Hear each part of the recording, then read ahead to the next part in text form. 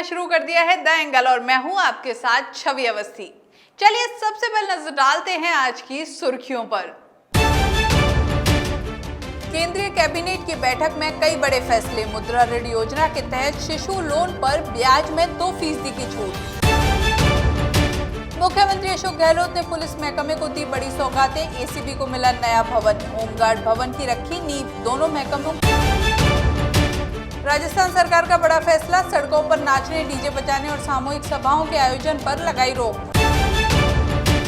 Jaipur police commissionerate को मिली बड़ी कामयाबी, गुमशुदा मोबाइलों को किया बरामद। मालिकों की पहचान कर लौटा दिए जाएंगे मोबाइल। प्रधानमंत्री नरेंद्र मोदी की अध्यक्षता में आज केंद्रीय मंत्रिमंडल की बैठक हुई। इस बैठक में कई बड़े फैसलों पर मोहर लगी। सरकार ने मुद्रा ऋण योजना के तहत दिए जाने वाले शिशु ऋण पर ब्याज में छूट का ऐलान किया तो ओबीसी कमीशन की अवधि को भी आगे बढ़ाया। बैठक में लिए गए अहम फैसलों की जानकारी केंद्रीय मंत्री प्रकाश जावड़ेकर ने दी। वहीं केंद्र सरकार ने उत्तर प्रदेश में कुशीनगर अंतर्राष्ट्रीय एयरपोर्ट को मंजूरी दे दी है। कैबिनेट की बैठक में पशुधन विकास के लिए 15,000 करोड़ रुपए का प्रावधान किया गया है। 1,482 शहरी सहकारी बैंकों और 58 बहुराज्य सहकारी बैंकों समेत सरकारी बैंकों को अब भारतीय रिजर्व बैंक की सुपरवाइजरी पावर के तहत लाया जा सकता है। आरबीआई की शक्तियों जैसे कि अनुसूचित बैंकों पर लागू होती हैं, वैसे ही अब सहकारी बैंकों के लिए भी लागू हो सकेंगी। राजस्थान के मुख्यमंत्री अशोक गहलोत ने आज 2 बड़ी सौगातें दी।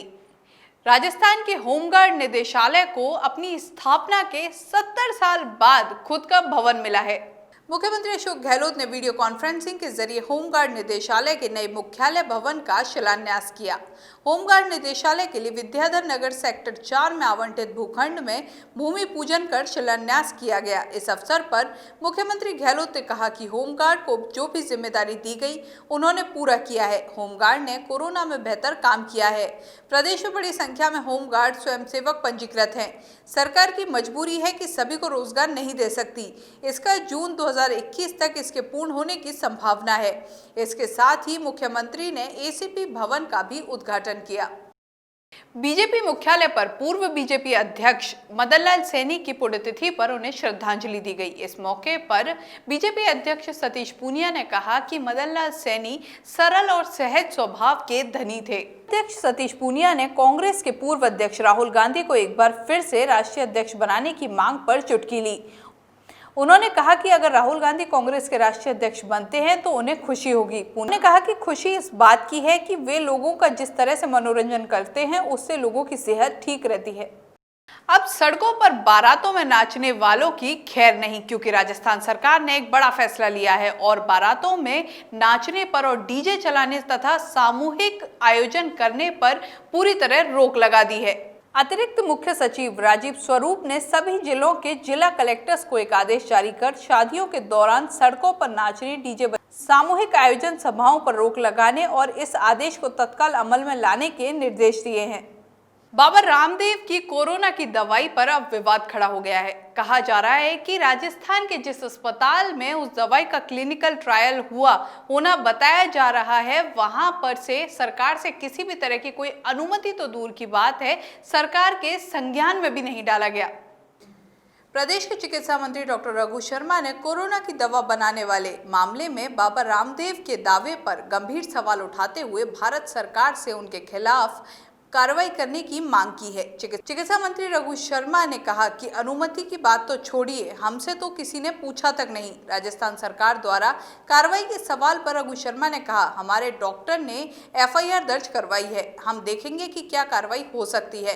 अस्पताल और बाबा रामदेव के खिलाफ कार्रवाई के बारे में देखा जाएगा। जयपुर नगर निगम के बेड़े में 20 साल बाद 5 नई इलेक्ट्रिक होइस्ट मशीन शामिल हो गई हैं। अब लाइटों की समस्याओं का जल्द ही निस्तारण हो पाएगा। यूडीएच मंत्री शांति धारीवाल ने सरकारी आवास से हरी झंडी दिखाकर 5 होइस्ट मशीनों को रवाना किया। धारीवाल ने बताया कि संसाधन कम होने के कारण नगर निगम में लाइट संबंधी दिक्कतों के निस्तारण में काफी समय लग जाता था। जिस तरह से शहर का विस्तार होता जा रहा है, उसी तरह से संसाधनों में भी बढ़ोतरी की जा रही है। कि शहर का विस्तार है, स्ट्रीट लाइट्स की संख्या भी लगातार बढ़ रही है, नई कॉलोनी का विकास हुआ है, तो जो हमारे पास आने वाली शिकायतें हैं उनकी संख्या में भी, रखरखाव में भी दिक्कतें आ रही हैं और शिकायतों की संख्या धीरे धीरे काफ़ी बढ़ रही थी। तो इसलिए शिकायतों के त्वरित निस्तारण के लिए आवश्यक है कि हमारे पास पर्याप्त संसाधन हो। इसलिए ये 5 नई होस्ट खरीदी गई हैं, इलेक्ट्रिक होस्ट। तो इससे बिजली के जो खंभे हैं उन पर लाइटों का रखरखाव, हाई मास्ट लाइट जितनी भी हैं उनका रखरखाव, और अब बरसात के मानसून के सीज़न में जो डालियाँ टूट करके इलेक्ट्रिक वायर्स पर आ जाती हैं या पेड़ों की कटिंग करने की ज़रूरत पड़ती रहती है, उसके लिए ये काफ़ी सहायक सिद्ध होंगी।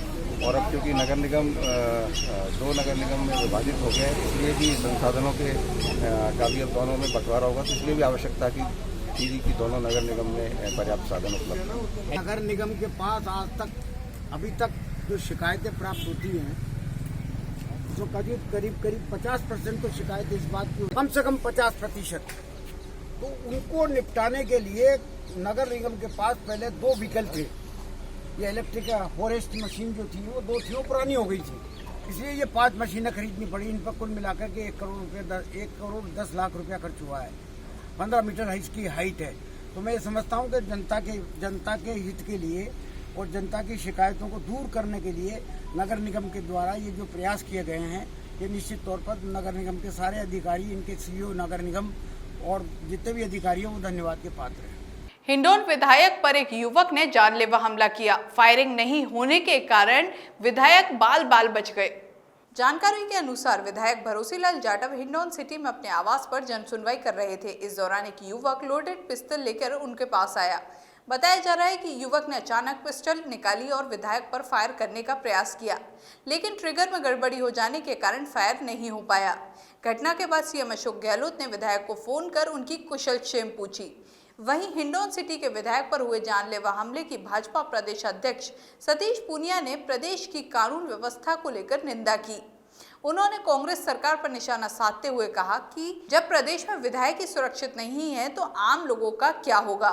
जयपुर पुलिस ने आज एक बड़ी कार्रवाई की है। जयपुर पुलिस ने 2200 मोबाइलों को न सिर्फ बरामद किया है, बल्कि उनके मालिकों को कमिश्नरेट बुलाकर उन मोबाइलों को उनके मालिकों को सुपुर्द भी किया है। राजस्थान में ये पहला मामला है जब 3 महीने तक जयपुर कमिश्नरेट की सीएसटी टीम और डीएसटी टीम द्वारा केवल मोबाइल गुमशुदगी का काम किया गया हो। जयपुर कमिश्नरेट पुलिस ने ये मोबाइल तकरीबन 3 साल पहले से खोए हुए मोबाइल पर विशेष रूप से काम किया था। पुलिस कमिश्नरेट आनंद श्रीवास्तव ने बताया कि 3 महीने में पुलिस की स्पेशल टीम ने करीब 2200 मोबाइल बरामद किए। इनमें से 800 मोबाइल थाना स्तर पर परिवादियों को लौटा दिए गए। वहीं 1400 मोबाइल उनके मालिकों की पहचान कर 3 से 4 दिन में लौटा दिए गए। जयपुर पुलिस कमिश्नरेट की टीम, खासतौर से योगेश जी, विमल गुप्ता जी, इन्होंने कहा कि साहब कोरोना काल में हम क्या करेंगे। टीम, क्योंकि कोरोना के टाइम में इस टीम के पास करने के लिए कुछ ज़्यादा था नहीं। ऑपरेशन क्लीन स्वीप को भी एक बार होल्ड पे डाला गया था कि इस समय क्लीन स्वीप ठीक नहीं है, क्योंकि लोगों के जाएंगे, कांटेक्ट होगा, सारी चीज़ें होंगी। तो इस टीम ने इस टास्क को अपने हाथ में लिया। जो सीएसटी टीम हमारी है, जो पहले क्लीन स्वीप कर रही थी, उसने इस टास्क को अपने हाथ में लिया कि हम लोगों के जो मिसिंग मोबाइल है, उस मोबाइल को जो हमारे पास में टेक्निकल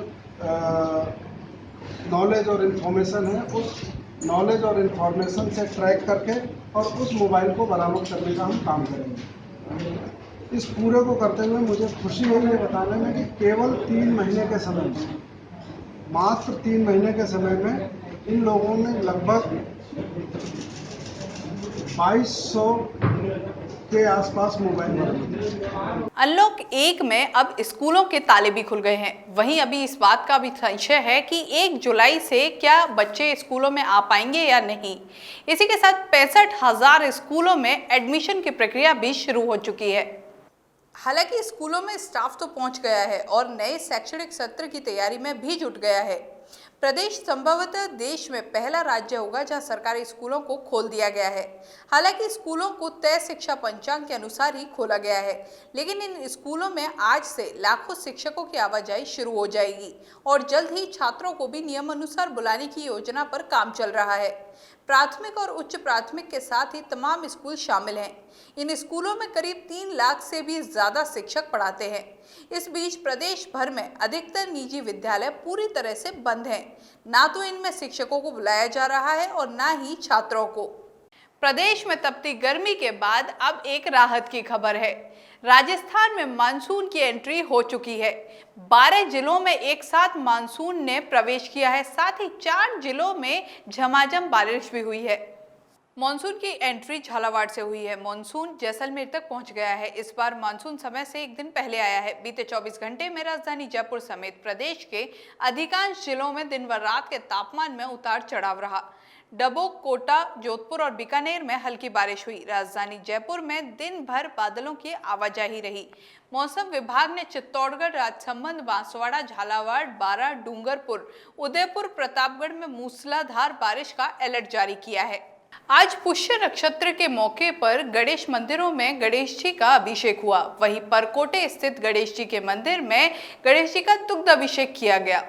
मंदिर के पंडित अमित शर्मा ने भगवान गणेश के दुग्ध अभिषेक किया। पुष्य नक्षत्र पर इस बार मातंग नाम का शुभ योग बना है। पुष्य नक्षत्र के साथ विनायक चतुर्थी भी मनाई गई। शाम को परकोटे वाले गणेश मंदिर में फूल बंगला और जल विहार की झांकी सजाई गई। इस बुलेटिन में बस इतना ही। अगर आपको हमारा ये वीडियो पसंद आया है तो हमारे चैनल को सब्सक्राइब करना ना भूलें। नमस्कार।